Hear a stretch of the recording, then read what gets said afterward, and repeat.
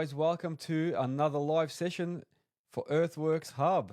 I'm glad to be here. It is the 2nd of June 2024, another one of the Sunday night sessions. I appreciate you all joining me on here. So obviously this 8 o'clock session is working, so there's a lot of people on, and I appreciate you all being here. We've got Holland Earthworks, Earthforce Excavations, Vern Excavations, Mitchell Morgan, how you going? Got a fair few people on here. If I miss your name, I'm sorry. Who else is on there? Welsh Industries. And then we've got on TikTok a whole bunch of people. We've got Ash Ratray, Bean, Taylor Hicks, Alien, Hardy. But there's heaps of people. Hey. So thank you. I won't get a chance to name everyone. Love the likes. Cody's on. Thank you, Cody, for joining. He joins me regularly during the day live sessions. So thank you once again. All right, so I'll make a start. A shout out to all my sponsors. So the Bole Group, if you ever need any concreting, make sure you use these guys. Network Finance for any machinery or truck finance. Melbourne Tractors and Spartan Machinery for any earth moving equipment. Nexgen Landscapes if you want any landscaping or earthworks work, I suppose, done for you. And JR Safety Co if you need any risk assessments. So thank you, Cody, telling me I'm a wonderful host. I like that. Thank you. If anyone here is interested in becoming a sponsor or a partner or affiliate or something like that, hit me up, let me know, and we can have a bit of a chat. If anyone wants to be a guest on the show, also let me know. Or if you want me to talk about a certain topic or interview a certain person, let me know as well, and I'll see what I can do for you. Same thing, if you want me to review a certain product or a machine, also let me know. I'll do it to the best of my ability.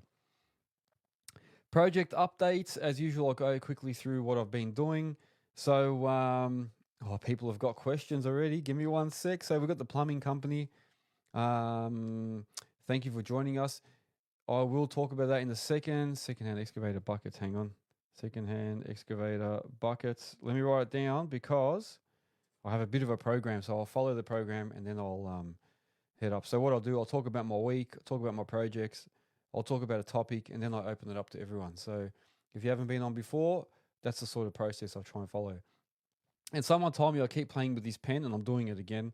I have this little fidget thing that I do. I keep playing with pens while I'm talking. If it gets annoying, let me know. If I keep doing it, let me know, because I just do it automatically. I should put it down. I'll put it down, and I promise I won't touch it again. We've got Nate the Digger, mate. Thank you very much for joining. All right, so projects, the basement project, which a lot of people have been following me during the week. I do a lot of live sessions while I'm working there. I've been sitting in a case CX145, one of my customers' machines. And that basement job, we are at the stage of doing all the rest of the plumbing in the house section of the basement. So we've done all the sewer. Now we're starting to do all the stormwater. However, we're finding that the stormwater has to be deeper than the sewer. So what's happening is I'm actually trying to dig through and under all the existing sewer pipes now. So it's a bit of a pain because usually the sewer's deeper and we don't have to. Big dog, thank you for joining. Yeah, so usually you just dig over the sewer. However, the sewer this time has ended up being higher than the stormwater. So we're sort of going to cut through all the pipes that we've done already. Which makes it a bit more tough, and being such tough material, which everyone has seen me using the Ripper, the Tiger Teeth, constantly trying to change between those two to rip through this shaly clay. Yeah, it's been very, very tough going. So we don't get to achieve as much as we want to. I should have been in and out of that job a long time ago, but we're still there. So hopefully not much longer left on there. Yeah, should we have done the stormwater first? Kane is asking the question. Yeah, you're probably right, man. We, if we're looking back, even the plumbers did say that we probably should have looked at it, but we didn't expect it to be like that. We expected the sewer to be deeper, and it's not one of Marco's. It's a separate one. So so that's job there. We've got a bit more plumbing to do, and then I've got to start digging out the rest of that ramp. So the ramp needs to be cut down a little bit, and then I've got to actually cut it back a little bit so the retaining wall can go in, and then clean out all the footing trenches that I dug earlier, because now they've been filled up with all the material from the plumbing, and then cut it all back down to the level, get it all flat, and then that'll be it. So we'll be out of there. And then I think I've got a little bit of pool work to do in there. So where the pool is, I've got to backfill around it once they shotcrete and do stuff. So still a bit to go there. It's one of those jobs that it's one of those big mansions with basements and that. So with those sort of jobs, you don't really have a set time frame because there's just so many little things that come up. So anyway, that's the basement one. So you've seen that, and a lot of guys are joining me during the week.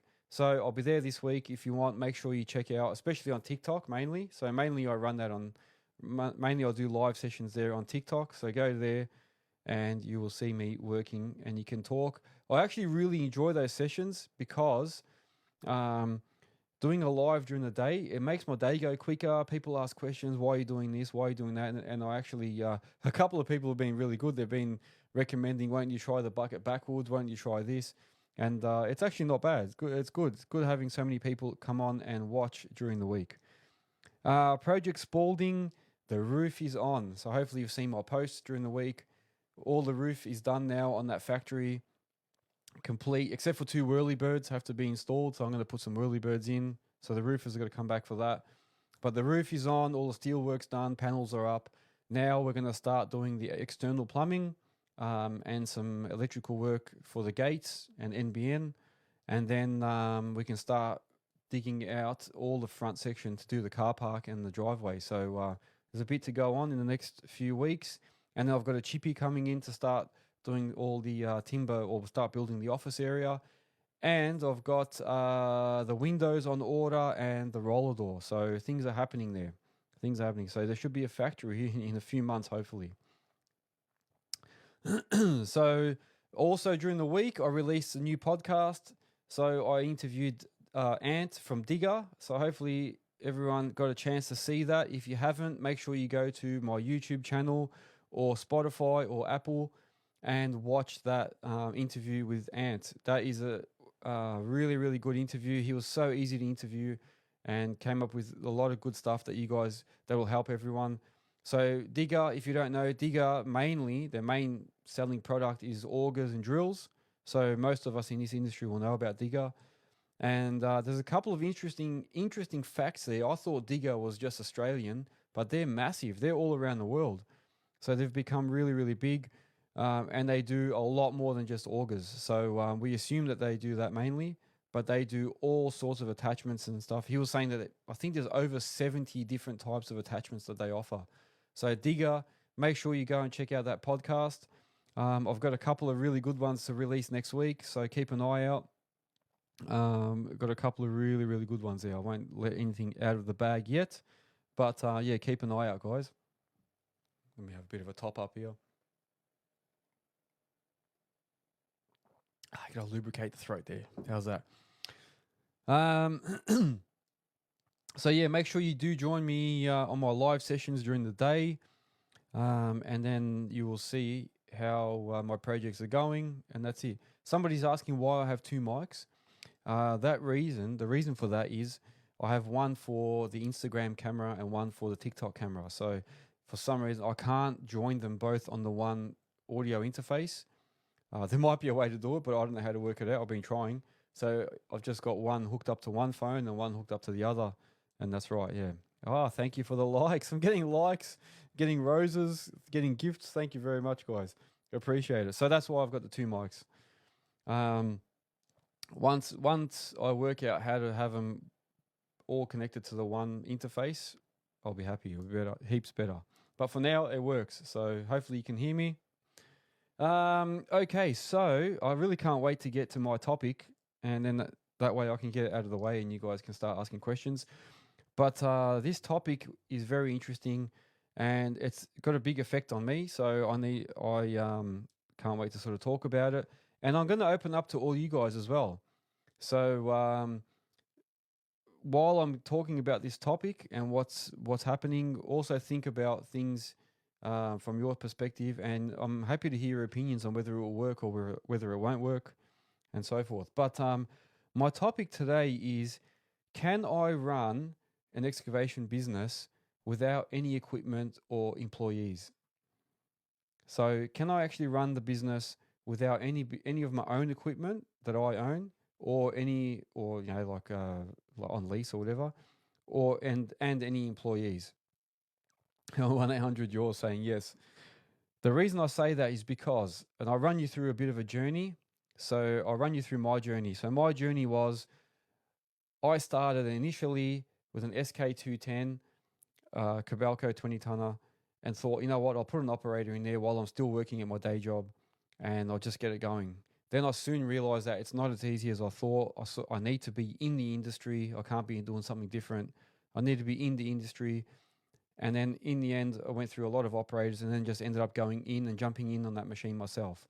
Once I got into the industry, I started to learn that, you know what, I can make some more money on this if I put a few people on, if I start,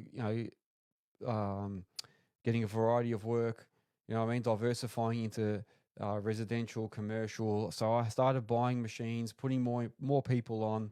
So I went through these different stages. So this is over 12 years, yeah? So over the 12 years, I've had numerous employees, started buying secondhand machines. Then I started upgrading and getting new machines and, growing the business. Did some demolition, did residential work, subdivisions, started doing landscaping, streetscapes, asbestos removal, doing telecommunications work. So I've done everything that you can think of. So I've tried all the aspects of earth moving and excavation, with different machines ranging from the 1.7 all the way to 20 tonner, 22 ton, whatever it was. All tip trucks, tray trucks. I bought all sorts of equipment, hammers, did asbestos training for myself and my workers. And like I said, did a lot of telecommunications and that. So I did all that. Then I started deciding I want to start downsizing. So I started scaling down. So then, I started scaling down. As employees were leaving, I'd sell machines, sell trucks. As machines were starting to get too troublesome, I'd start getting rid of them. And then started downsizing. And I've come all the way to that stage now where I have just myself and one 5-ton machine. So I got rid of everything else, just myself and the 5-tonner now. And in between that, I started managing projects for other people, doing combo work, just having myself with a couple of machines. And I've come to this point where now I've just got myself and the 5-tonner, and I do some days with the 5-tonner, some days I've been jumping on and freelancing or jumping on other people's machines. So operating for friends that have got machines that need an operator for a day or two, managing little projects for people. I've been quoting jobs for myself and then just renting machines. And I feel like it's working. I feel like I've found that I can do that. So now I think I've come to that point where I'm deciding whether to sell the 5-tonner and have no equipment. So I don't have to worry about having that 5-tonner at all.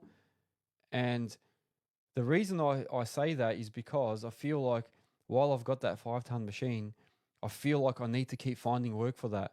I can't have this machine that I'm paying for that's just sitting there and needs to keep working. So I'm tying myself into just working on that machine. And then since building Earthworks Hub, I'm doing like machine reviews on machines and products, and I'm trying to make content on different projects.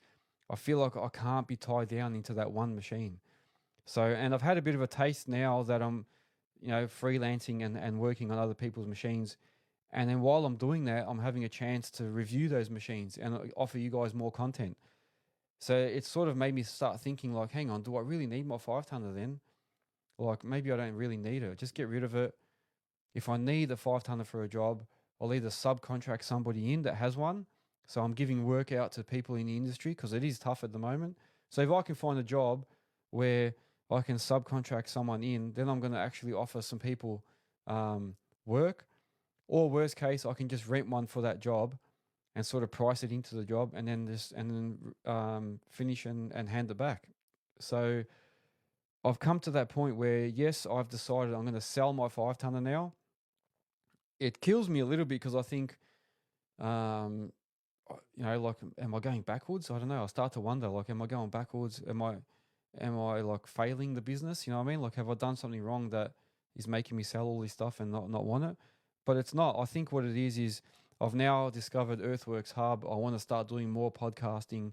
I need to free up a little bit more time so I can do more podcasts. Because while I'm working and operating, trying to keep cash flow, I'm missing out on a lot of opportunities. Like heaps of people want to do podcasts during the day, but I'm at work all the time. And then after hours, then I've got soccer, then they've got things to do. So we can never really catch up. And I've got these group sessions I want to do where we're talking with a few people at once, and I've got other content I want to do, and it's very hard when I'm just trying to find work for these 5-tonner, trying to keep things floating while that's happening. So that's what brings me to that point.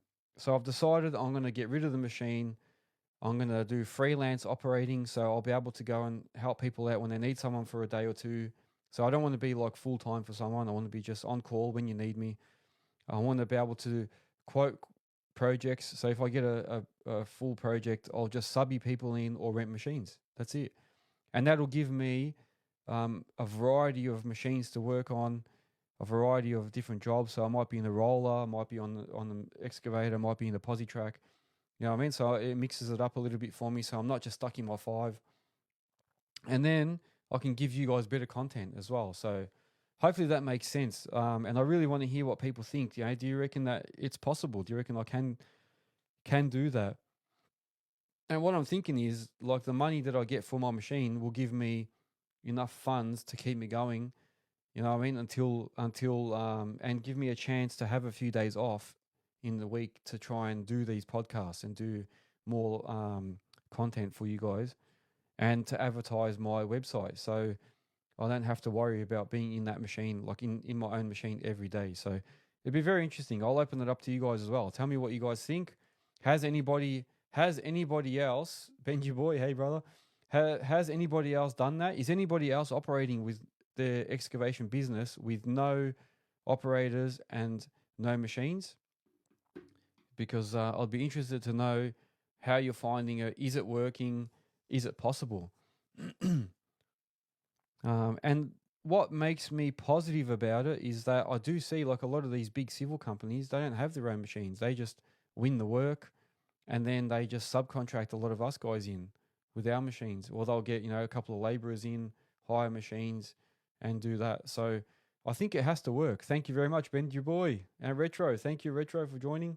So we've got Robcon, Precision Plant, Earth, Coastal Civil, Ground Level Media. There's a whole bunch of people here. Elite Lifting, DRM Excavations, Retro, Benji Boy, so the plumbing company. So yeah, we've got a fair few people on. So yeah, that's what I'm talking about. That's my plan for this next financial year, I suppose. Yeah, I do remember you, man. So I do want to get rid of that machine, not have a machine to worry about, because I do at the moment. I think, how am I going to get that from one job to the other? It's going to sit on this job, and then after that, it's going to sit there. What if I go and start operating for a few days for someone, and then that builder calls me and says, I can't have that machine here anymore. Where am I going to put it? Now that I'm building my factory, where am I going to leave that? So yeah, it would be interesting to hear your thoughts, people. So do you think it's possible to run an excavation business without your own equipment and your own employees? So yeah, I'll leave that to you guys. I will let you think about that and give me some points. Keen to hear on that. That is the plan. So it's like I was saying, I feel sometimes like it's a good decision and a bad decision. I don't know, but let's see. I'm going to experiment with it.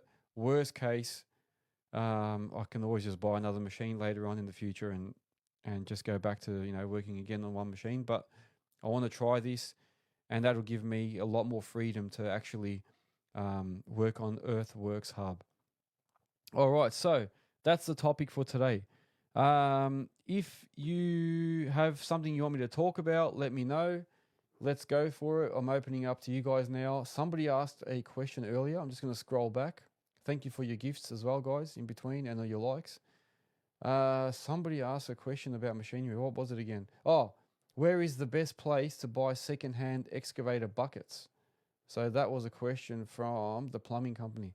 To buy secondhand buckets, one, I would start with Facebook Marketplace, Gumtree, one of those sort of online, online shops, eBay, somewhere like that. Second, I would look at construction sales or machines for you or whatever it's called. One of those, one of those construction sites. The other one I would look at is Truck and Earth. So that's a new sales business, online business. You can go and look up things for sale. So go onto there. There's a lot of places, man. On Facebook, you've got a lot of groups for used equipment for sale. So make sure you look into that. Then you've got a range of places that sell buckets, but they're usually advertised on Gumtree or somewhere like that, or on construction sales. So that's where I would go if I was looking for that. The other thing you could do is ask around, man, when you're on site. If you're already working on site, definitely go and speak to the guys on site and see if they're selling. A lot of guys have buckets and that they're selling. It's Dan is asking, can you send me a catalog? I don't have a catalog. I don't know what you mean, but if you go to earthworkshub.com.au, I reckon you can find what you're looking for there. Hang on a second. So think about it, is asking how often do you need to change the tracks or tires? It depends. So my rubber tracks, I have changed, like when I was doing streetscapes, so doing a lot of landscaping in new subdivisions, so doing all the footpaths, nature strips, putting in trees and bollards. Because I was tracking on the road a lot, I had to change within a year or two. I had to change tracks because they'd get so worn out spinning on the road. So you're on bitumen and concrete all the time. Cooper, how you going? So I would say it depends on what you do. Also, when I had rubber pads, like on my 14 tonner, if we did a lot of jobs where we had a lot of rock in the ground, or they asked us to try and like sort rocks and stuff or dig out rock material, we were tracking on rocks. It was ripping up those the rubber pads very quickly. So that's where I say sometimes they wear out a bit quicker. If you're just on dirt, you can last a fair few years. Like on my 5-tonner itself, I've never changed them, and I've had that since 2019, and they're still the original tracks. So 2019, 2,700 hours, and I still haven't changed them because I've just mainly been on dirt. It's only when I was doing streetscapes recently that they started wearing out quicker. So yeah, man. A&M Excavation's got a good question, but Holland jumped in first. Give me 1 sec. Holland Earthworks is saying, I reckon it's good. Frees up a lot more time to focus on projects and where you want the business to go. Also provides more opportunity in areas you aren't familiar with without having the pressure of keeping your gear going. That is exactly right, Holland. That's what made me, he's talking about basically my topic earlier, where I was saying, can I still run my business without any machinery and equipment? And you're right, what I feel like is I'm taking a bit of pressure off to keep that machine going, and it'll give me time to actually quote jobs or manage jobs for other people without worrying about my own gear. Because while I've still got that, I'm thinking in my head, I've got to keep that thing going. It has to keep going. It has to pay itself off. You've got to keep it going. So that's where I feel like by selling everything, it'll free me up and give me some more time. And then look, some people argue that quota jobs, you'll earn more money than you will on hourly jobs. Like, some people say never get yourself on an hourly job. But you have to sometimes. I suppose you can't always quote jobs. But what I find is that, while I'm working hourly, I don't have time to go and quote other jobs, and I don't have time to maybe sit down. So like I might get a job that I quote, and it might take me 3 weeks to do the job, and then I've got 2 weeks off to relax a little bit and start looking for the next one. Whereas where I'm working on hourly jobs, I'm on the machine, on that job, 8 hours a day, every day, just go, go, go, go. By the time you get home, you haven't got energy to go and start quoting jobs, and then you're stuck on that hourly job until you finish it. And then by the time you finish it, those quota jobs are gone. So I think the reasoning behind me selling all the equipment is exactly what you're saying, Holland, to give myself more time to quote the better jobs and be a bit more selective without the pressure of thinking, I've got to get my machine going. Like it can't just sit there, So I reckon you're right. That's exactly what I agree with that. A&M Excavation Group is asking, looking to buy a 15-tonner, what brand do you recommend? Well, you've got a few choices there. Spartan Machinery has just bought out a 13.5-ton machine, which is about 14-ton working weight, whatever you want to call it. So it's actually probably more like a 14 or 15.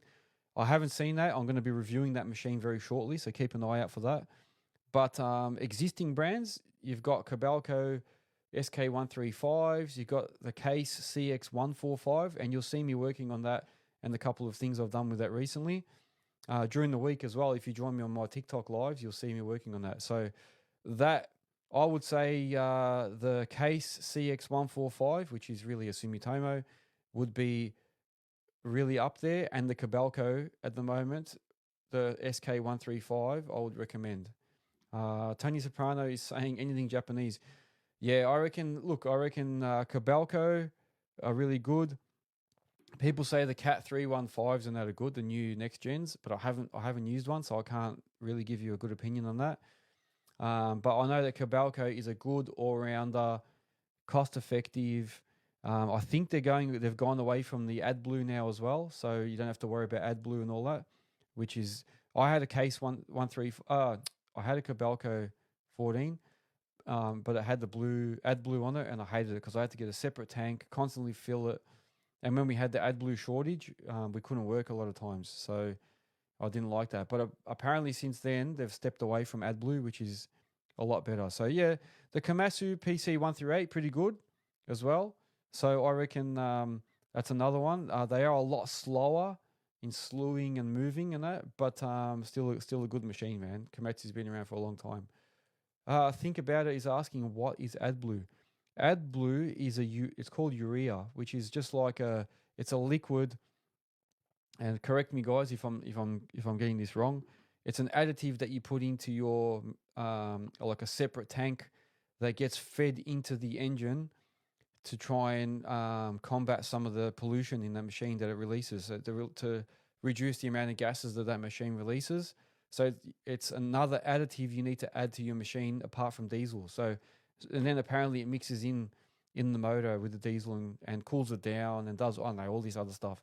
That's in a lot of the new trucks and machines have AdBlue. And what it means is that apart from having a diesel tank on your utes, then you need to also get an AdBlue tank. And an AdBlue is corrosive, so you need to get a special plastic tank and have a separate tank to the diesel and fill that up as well. So not only are you having the cost of diesel in your machine, then you've got to add in the cost of AdBlue, and then there's a lot more maintenance and stuff involved. Oh, sorry, Jason Grime is saying it's not in the engine; it goes in the exhaust. There you go. So yeah, it's something to do with combating pollution. A lot of companies went that way to try and get their machines compliant and get them to a certain rating. But now a lot of them are starting to back off because they've realized there's a lot of issues and stuff. Like one of my cars had AdBlue, and we constantly had issues with it, and especially like it had a temperature, like a little heating element in the AdBlue. So because it was a European car, it's used to having below zero temperature. So they have like a heating element to stop the AdBlue from freezing inside. And then that heating element, because we're in Australia, it hardly gets used. It seizes, and then you keep getting these error codes in your car, and they're just a pain, man. And then you got to constantly keep filling up the AdBlue. So I'm glad a lot of companies are stepping away from that. Look what I found, guys, that pen again. I'm putting it down. I promise I'm not touching that pen again. So yeah, there you go. So, and it doesn't use the same amount as diesel. It's definitely a lot less. So percentage wise, it'll use a lot less than diesel, but it just slowly sort of drip feeds itself into the exhaust. So yeah, I don't really like the AdBlue. Thank you for joining EMBE Hire. We got Jack Healy, Marty Matenga, On Grade Civil. We've got a fair few people on here. Holland, thank you for your question earlier as well. Jason Grimer, thank you so much for your input about the AdBlue, and good question there. Think about it. And look, going back to which machines are the best, in any field, we shouldn't discount these Chinese machines. I reckon there's a big market, and they're starting to come in. They're creeping in, man. There's more and more Chinese machines coming in. Like I said, I went to Diesel Dirt and Turf in Sydney, and there were heaps of these little Chinese stall holders, and they were selling parts and equipment. Like look at XCMG, Doosan. You got UHI, whatever they're called. And then you've got Spartan, and there's heaps of them, man. Lugong.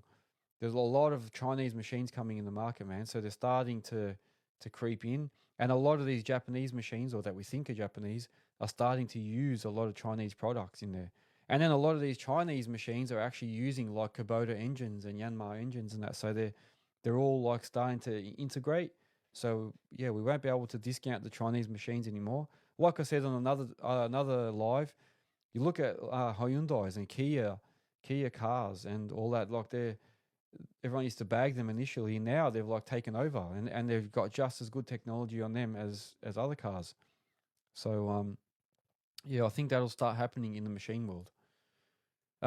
Nick Kent is asking my favorite excavator. Oof.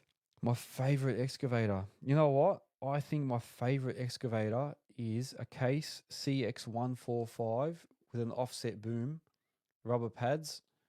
Um, I have rented one a couple of times when I had to do a few basements, and that was to me like the ultimate machine. It gave me the ability to be almost like a 5 tonner, so I could dig around and sit in a basement in tight little spots, especially with the offset boom.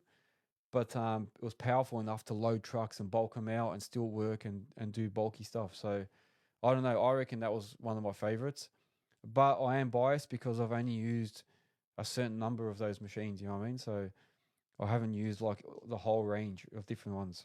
So maybe if I jumped in a Cat or something different or Hitachi, maybe I'd have a different opinion. But from what I've used, I reckon that's one of my favorites. Jared Grasso is saying he operated a 5 ton Hyundai and it was the biggest piece of trash. There you go. Yeah, Hyundai machine. Yeah, I don't know, man. Maybe not all of them are up to the best standards, but yeah, Hyundai. I don't know. I haven't heard all the best results on their machines. Their cars are all right, but maybe their machines aren't the best. However, I think the Hyundai is based on another machine, isn't it? I'm not sure. Um, yeah, but that's very good feedback there. I'll tell you what, this is going down well tonight. Sunday night, getting ready for this week. Melbourne's been a little bit crappy. We've had some rain, not heaps of rain, not enough to make it that you can't work, but just enough to make the sites messy and uncomfortable to work. But it's freezing. We've got icy cold weather. I'll tell you what. I don't know what the rest of the other states are like, but Melbourne is freezing. Jared Grasso saying his favorite machine was a 15-ton Komatsu. Could stop on a dime. Yeah, they are. The 15. Look, the Komatsus are good. I had a PC 78, so the 8-ton one. It was very, very slow. Something was really wrong with that machine. I had the pumps tested and everything, but didn't. For some reason, it just didn't perform well. So it sort of put me off the Komatsus. But I did sit in a PC 55 recently. If you go to my YouTube channel, you will see I did a bit of a comparison with the PC 55 against my Kubota U55, and the Komatsu impressed me. It was all right, just a little bit maybe underpowered. But what I found was that maybe that would make me slow down and enjoy the work more. Whereas the Kubota was really quick, so I'd be bouncing around trying to smash the jobs out, but I'd go home with a sore back. Whereas if I sat in that Komatsu, I'd be a bit more comfortable. So 1-800 URL is saying a Case and Sumitomo are the best. So yeah, they're agreeing that the Case and Sumitomo are good. They are, in my opinion, they are good. Like I said, my sponsors are Melbourne Tractors and Spartan, so I've got to be supposed to be pushing their machines. But I'll be honest, man, I liked my SK135. I felt a little bit sometimes like it was underpowered, but I did have a tilting hitch on there. Maybe that sort of slowed it down a bit, made it a bit more bouncy. I did like it was a little bit unstable sometimes. But overall, it was a good machine too. But the Case, for some reason, every time I sit in the Case, I feel like it just works. It does what I need it to do. So yeah, for the moment, the Case CX145 would be one of the ones that I prefer. Hopefully, people from Case are listening. Waikato Digger is saying Hitachi for him. He's saying no, they're the same as Hyundai. There you go. So yeah, look, everyone's got their opinions on different machines. It depends on what you've worked on, and what you like, and what you're doing, what the job entails. While people are still, oh, hang on, Jared saying he hates that the cat have gone to electric over hydraulic. Yeah, I don't know. Electric over hydraulic. I had a cat posi track, a 239D. I can't remember if that was. I think that was electric over hydraulic, and I found it good. It was a lot more sensitive, easier to sort of maneuver. Like I remember sitting in other machines, and then after seeing in another posi track, jumping back into my cat one, I felt like I got in, and it was just so easy, like smooth. The controls were very sensitive. I just have to slightly move them, and it will start moving the way I want it to. So I don't know. Maybe I just got used to those controls. Limborn Earth Moving, thanks for joining. JPG as well. Lachlan Blakey, CJB Excavations. We've got a fair few people here. Thank you. So I don't know. Maybe it's a good thing they went to that, and it just takes time to get used to it. I'm not sure. While people are still writing their topics and questions, I'll just give you all a reminder. Make sure if you want to support Earthworks Hub and show off some nice clothing, Earthworks Hub merch is available. Go to earthworkshub.com.au and order yourself. You've got t-shirts, you've got hoodies, and there will be some other stuff coming up very shortly. Still working on that. Yeah, that's earthworkshub.com.au. And also make sure that if you need to hire someone in the earthworks field or anything in the construction industry, go to earthworkshub.com.au and you will find a whole list of people or a whole list of trades and services and that can help you with what you need. And if you have a business within the construction industry or earthworks, go to earthworkshub.com.au and you can add your business there. So list your business on the site so people can search it up and find you when they need something. So why not advertise yourself, especially in these tough times? Any type of advertising you do could be helpful. So make sure, guys are telling me they're getting work out of it. So make sure that you do put yourself on that list as well. So go on there, earthworkshub.com.au, register yourself. So sign up. Sometimes the password stuffs around a little bit. So if it freezes or it doesn't let you log in, just select change password and then change it to your own password, and then it should let you in. So once you're in, register, and don't just register. Some people have just registered and they thought that's it. You've actually then got to click on add listing and start putting all your business details in so people can see what you do. So write down all the things that you do, pick the categories that you operate in. So are you a tree lopping business? Do you remove trees? Do you do landscaping? Do you do retaining walls? Click on the categories that that your trade is in, so people can click on that category and you'll pop up. So, and that's Australia wide. Yeah, make sure that you do it. So enough of spruiking for my website. Jared Grasso saying, in the excavator though, you can feel it through the controls when it's hydraulic. Yeah, I suppose. Yeah. Look, no, you could be right. You could be right, man. Everyone's a little bit different. It depends on what sort of machines you've been operating. Like I jumped in a little Toyota Husky. I was helping out these landscapers, and I jumped in a little Husky, and I was lost. This thing had foot controls and joystick controls. I was so lost in it because I've never really sat in that type of bobcat or posi track, and it took me a long time to get used to it. In fact, if I jump in there now, I'll still be struggling. And then as soon as I jump back in my cat posi track, it just becomes automatically smooth. Everything works, and I don't know, just get used to it. So I suppose it also depends on what you're used to. We got Dylan Wolf. Thank you for joining. Anchor Earthworks, Dwyer Plant and Civil. So I'm really glad a lot of people are logging in. Obviously, this 8 o'clock session is a lot better than doing it earlier. So I'm definitely going to be doing it at 8 o'clock on Sundays from now on. We've got Caleb on here as well on TikTok. So that's on TikTok and Instagram. And also make sure you join me during the weekdays. So a lot of times while I'm working, I'll put the TikTok live stream on.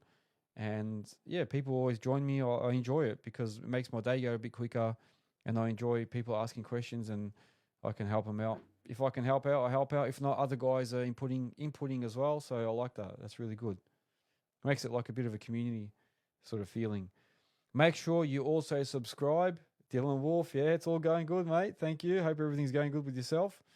Hope you've got plenty of work on. I know it's a little bit quiet in Melbourne. I just think that it's going to be tough for a little bit longer. it'll be interesting to see how things go. Um, Somebody was asking me recently what my opinion is on how it's going.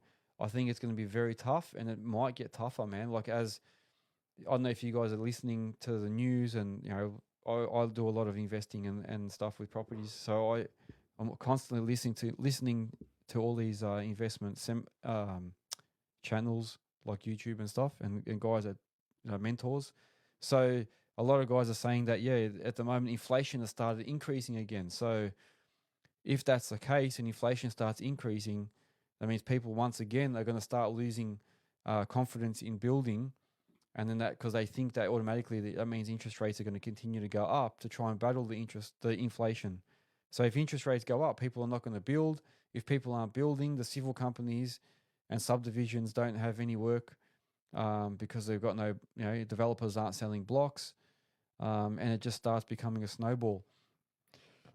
And then, like I was saying, even if it does start to get better, even if things do start improving, so inflation starts coming down, then they start talking about reducing rates, and then banks start, dropping interest rates, and people start getting confidence. It's going to be a long time before we start getting more work, because what's going to happen is developers will then say, all right, we're going to start selling more, start releasing more stages again. Then civil companies still have to go in and quote those jobs, or even if they've already quoted them, they're going to take time to actually get established and start working on there. You know what I mean? So then it's going to take a long time for houses to actually get built. So, and then for the guys that work in residential, by the time you go in there and start doing residential work, this could be like another year or two before we see any of this stuff happening. So I reckon we've got another year or so of this downturn to worry about. You can see there's a big rental crisis. There's not enough rental properties.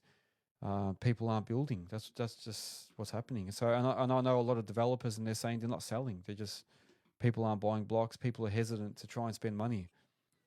So yeah, we've just got to be really, really careful. I was saying last time, my hat goes off to guys that have got employees. Make sure you've got buffers in place so that, in case your workers aren't working for a while, you've got enough to pay everyone. We just need to all help each other out, you know what I mean? So now's not the time to start ripping each other off either, because we've got to look at it long term. So don't do silly things and do things that are going to affect you in the long term, just to try and get through this. You know what I mean? So help each other out. I've noticed recently some posts of people getting caught dumping, like tip trucks dumping, rubbish and crap material on empty blocks of land. Just be careful with that, guys. Don't take that risk, man. It's not worth it. People have got, so many houses have got cameras now. You've got cameras at the start of each new estate. So I don't know if you've noticed that. If you drive into a new estate these days, the developers have set up cameras at the start of the estate. So when you drive in, if they see you drive in with a full truck and then you're driving out with an empty truck, they're going to know you've just gone in and dumped material on somebody's block, and you're going to get caught. So and then the fines that are involved with that are really, really hefty. I don't know exactly what they are, but I've heard of like $1,000, $1,000, $2,000, $5,000 fines. And I know some cocky people have actually said to me, I don't care, man. Like I by not going to the tip that one time, or by not going to the tip all those times, which might have cost them like $350 to $400 a tip if it's all mixed rubbish. If they dump 5-6 loads and then they get caught once, and then you have to pay $1,000 fine, they say, oh, well, I'm ahead anyway. It doesn't matter. I paid $1,000 and I've saved and made money anyway because I didn't have to pay for those tips. But then you're on the radar. Like, do you really want to be, do you really want to be on the radar? And do you want people, like now on, Facebook and that, people are taking photos of trucks and posting them. Do you really want to have your truck posted up on Facebook and everybody knowing, like, oh, there's that guy, man, he's shifty. Watch out for him. Because there won't be long. It's as big as our industry is, it's still a small industry. Everyone knows everyone, and then before you know it, people aren't going to use you anymore because they're going to be like, oh, no, that's that guy, man. He does illegal dumping. Don't worry about it. Don't use him. You know what I mean? So don't put yourself in that situation, man. Just to fix a small problem, you're going to end up making a bigger problem for yourself. So I know that's my word of advice. I know everyone's done stuff. We've all like taken little risks here and there, But yeah, if you're dumping on people's blocks, just also imagine if that was your block. I've had to go and clean people's blocks where someone's had a block of land, someone's just come and dumped a whole truckload of concrete on there, and then the poor guy's calling me to go and come and clean that block for him, so he's got an extra cost. You know what I mean? Or I've even had situations where they're building a house next door, they move and all the material from the side cut and that they just throw it into the block next door, and then that poor person's stuck with it. So it's crazy, man. Very, very crazy. Dylan Wolf is asking, how's the factory project going? Looks like a good size. Yeah, no, thank you, man. That project is going well. Project Spalding is a factory. For anyone that doesn't know, I used to have a yard, and that yard was holding all my excavators, trucks, and stuff. And then because I started downsizing and selling it all off, I decided to build a warehouse on there. So now, as a project, little side project, like I said, I'm into a bit of investing and stuff, or property. I am building a warehouse there. So now the warehouse is going good. Like I was saying, we've got the roof up now. The panels are all up. We've got all the steel work. The mezzanine floor is there. I've got windows on the way, roller door on the way. We're going to start doing the plumbing and the electrical at the front. So for the all the water that comes off the roof, and then I can start doing the actual parking area and then the crossover. So there's a fair bit going on. I've got a chippy coming to start to build the actual office area, and that's it. So it's all happening. But thank you. Yeah, no, that's good. That's a good size factory. It's about 367 square meters on the floor, and it's about 50 square meters in the office. So it'll be about 420 square meters, a good size building for any type of business. So that'll either be up for sale or rent once we finish. So if anyone's looking for a warehouse, make sure you talk to me, because once I put it up with the agents, it'll probably go quick, man. Cooper's saying it's looking good. Thank you, man. Thank you. And a lot of people have asked me, am I going to use that for myself? Even if I had all my machinery in that, I don't think I would, because realistically, all the machines usually sit out on site. When I had trucks, we had to obviously have somewhere to park them. But if I had just machinery, I'd probably still not need an actual warehouse. I don't store any like material. I don't have anything that I need to really store in there. So it wouldn't probably suit me. I don't probably really need it. So for anyone that was asking, I know some people have asked me that. Why don't you just keep it for yourself? I don't really need it unless I start like a different type of business, but I can't see myself doing that. And to do my podcasting and all that, I can do that from either on location or at my studio at home. So there's no need to actually have a warehouse. It would sound cool to say, I've got my own warehouse here, but what for? So yeah, that's that. So thank you. Yes. Thank you, Dylan Wolf.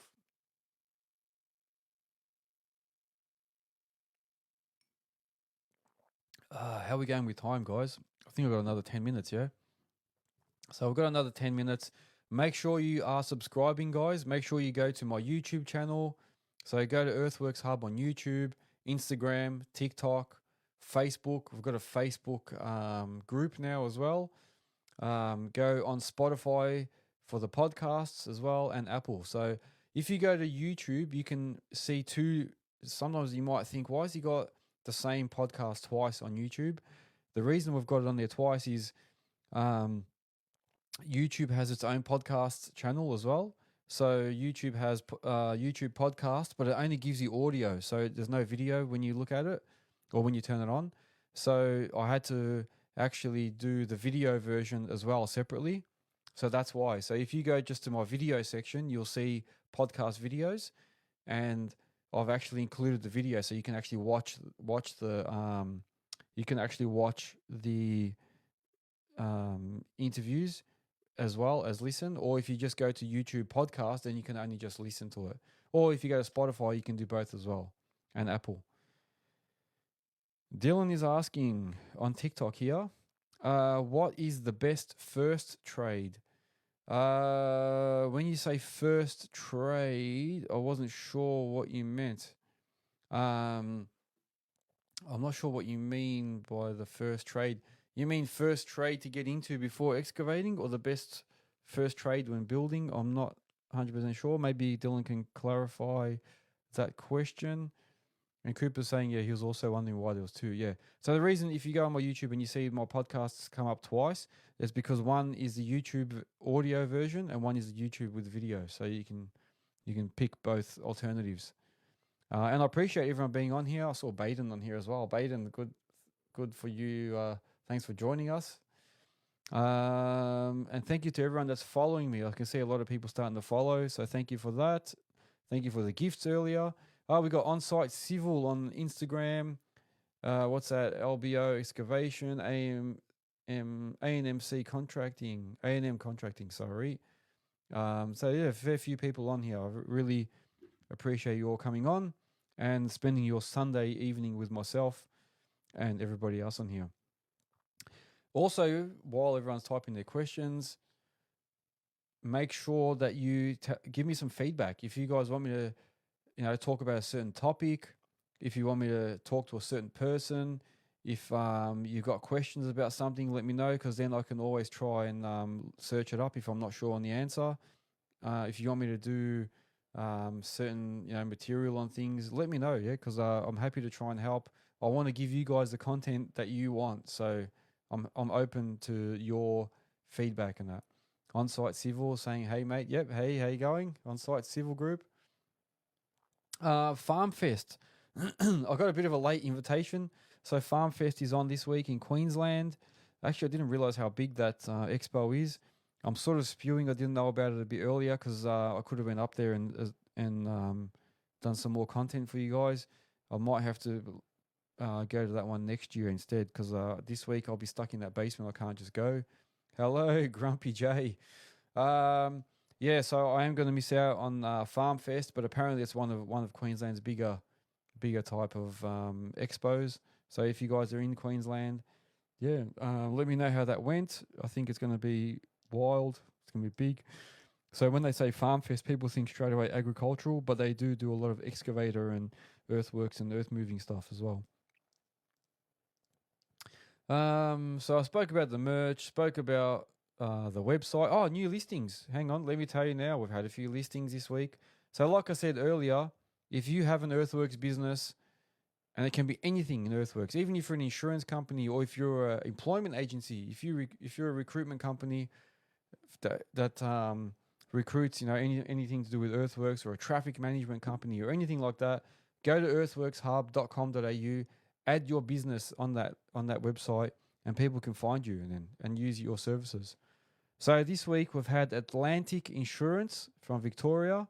So these guys offer insurance for machinery and equipment. We've had GMA Diesel, which are in Victoria. So that's the old HTG. They've combined with another group. They provide float services. They do diesel mechanic repairs. They do body work and fix like body work and spray paint machinery and a whole bunch of other things. So make sure if you ever need any of their services, GMA Diesel.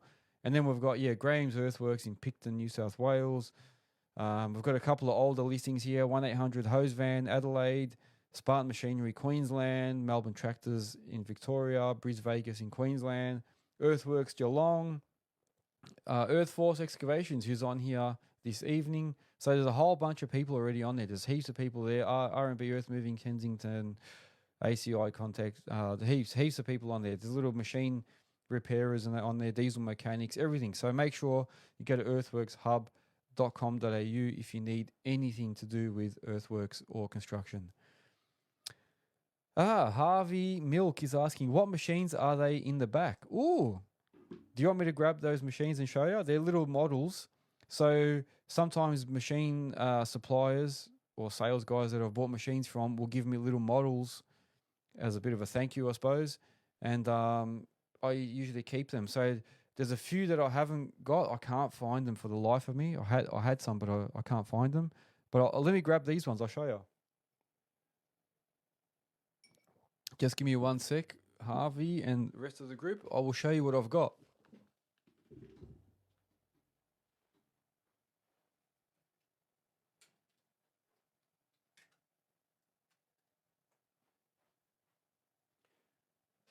So these two here, I haven't got my headphones on, but bear with me. Look at the hairstyle now from there.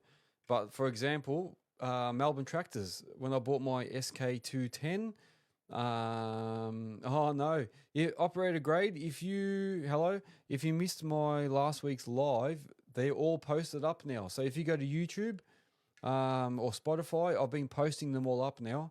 So they're all put up as podcasts.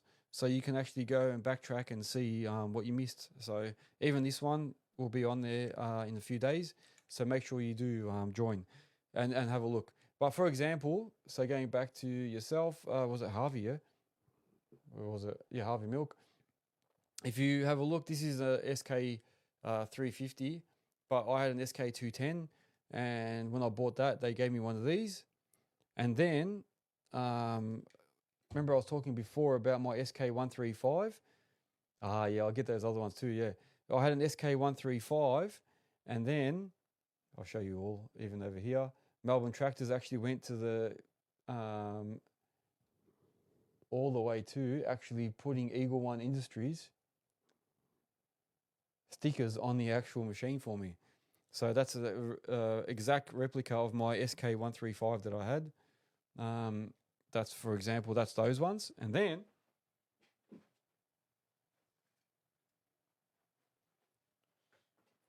this is just my son actually built this. So this is just like a Lego version of an excavator. So my son actually built this. Pretty cool little thing. It actually works. So if I turn this little lever at the back, it actually brings the bucket up and down. So it actually works. And then I've got another lever here that moves the dipper arm. So I don't know if you can see that, but the actual dipper arm goes out.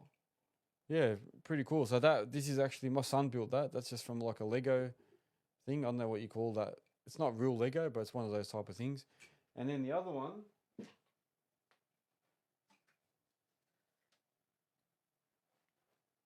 this one here is just a timber, like one of those little wooden style excavators that you put together. So yeah, no, I've got a few, and I used to have a few. I had a Kubota one somewhere. I had a Kubota. What did I have? I had a Kubota one. I had a Kubota lawnmower or ride-on mower and all sorts of stuff. But I don't know what happened to those. I can't find them.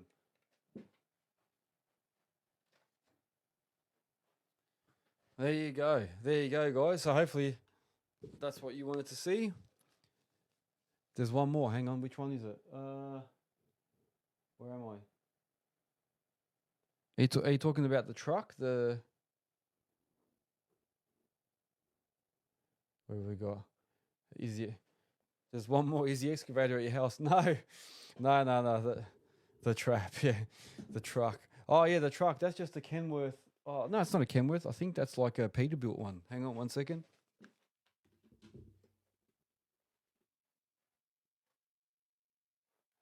This truck here. Yeah, so this truck is just a like another wooden type little puzzle one that you put together. So my son actually put this one together, and the doors and everything actually work, but it's very fragile. So you can actually open the doors and look inside. Pretty cool little thing, but it does fall apart very, very easy. So there you go.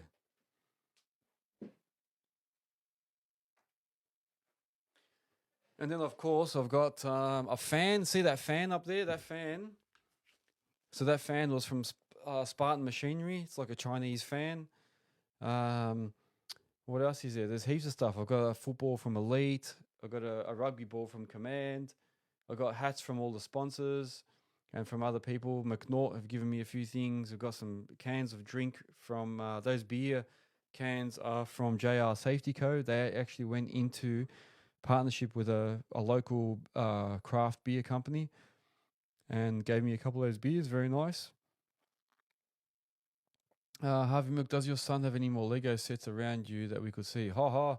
Mate, I have millions. He's got cars. He has shelves around the house full of Legos. So if maybe next week, what I can do is actually walk around. I'll get the camera and walk around with it because he has a whole shelf dedicated to Lego, like cars, all types of cars, especially Mustangs. He loves his Mustangs, and there's all types of Lego there. There's Harry Potter stuff. Yeah, I don't know. There's a whole bunch, man. Make sure you log in next week, and I'll do that for you guys. Because I'm gonna have to log out in a sec. Um, do you have jumpers? No, I don't give away the jumpers, operator grade, but you can buy them if you go to earthworkshub.com.au. So go to my website, earthworkshub.com.au. Go to shop, and in that shop you can buy hoodies like this. So this is a hoodie jumper, yeah. And then this hoodie as well. Give me one sec. I'll turn around so you can see it.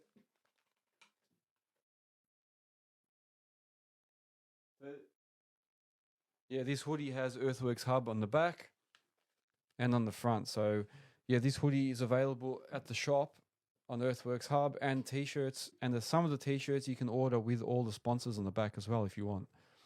So, you got options there. All right. So it is basically time. I've spoken so much. I haven't even finished my drink. How bad is that? Usually I finish it quick.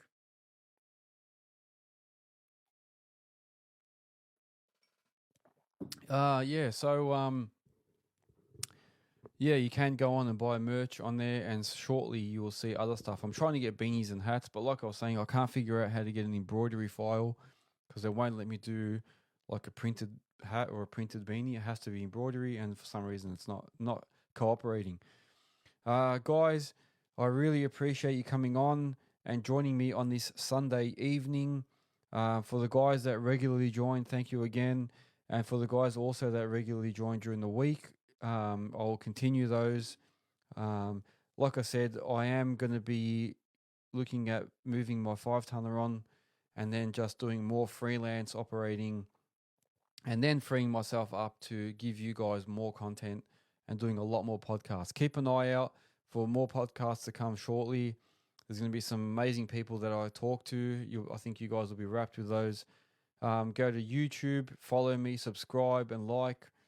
Go to TikTok, Instagram, Facebook, Spotify to look at some more podcast stuff, or Apple if you don't have Spotify.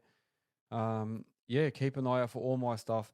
Earthworks Hub, list your business. So if you have a civil company or anything to do with earthworks or anything to do with construction, I've even got guys on there with scaffolding and that. So make sure you go on earthworkshub.com.au, list your business on there so people can ring you and use your business and use your services.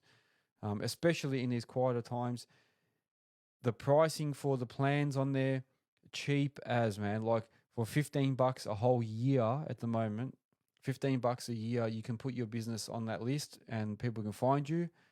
That's all going to go up after June. So I'm going to put the prices up a little bit after June. So if you want to get in early, go before the end of the financial year and make sure you list your business so that we can find your services and use them. So let's help each other out, you know. And Cooper's saying, keep doing what you're doing. Love the content. Thank you so much, man. I really love it when I get positive feedback.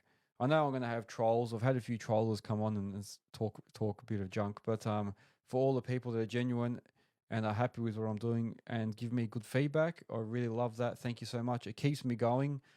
And yeah, I'm going to try and give you guys as much information and share as much knowledge as I can and try and get all the other guys in the industry to come on and talk about their experiences and share everything so that we can all help each other, because that's what I'm trying to achieve. I know it's a tough industry, so if we can help each other, why not, man? And also, like I was saying, if you can list your businesses on the website, everyone can use your services and call each other. So that's the whole point of everything. So, Dirt Mafia's on. Thank you as well for joining. I am at the end of this. I've gone over 1 hour. Sorry, guys. I apologize for being a couple of minutes late too today. But yeah, keep watching me during the week. Look out for my lives, especially on TikTok mainly. Like I said, for the Instagram only guys, so whoever only just has Instagram, I do get a lot more views on TikTok, so that's why I've been just focusing more on that. So yeah, keep an eye out on TikTok during the week. Otherwise, thank you very much. Make sure you join me next Sunday as well, and I will try and show you my son's Lego collection. And we will talk more. Thank you very much for joining. Have a good week, guys. Take care. Bye bye.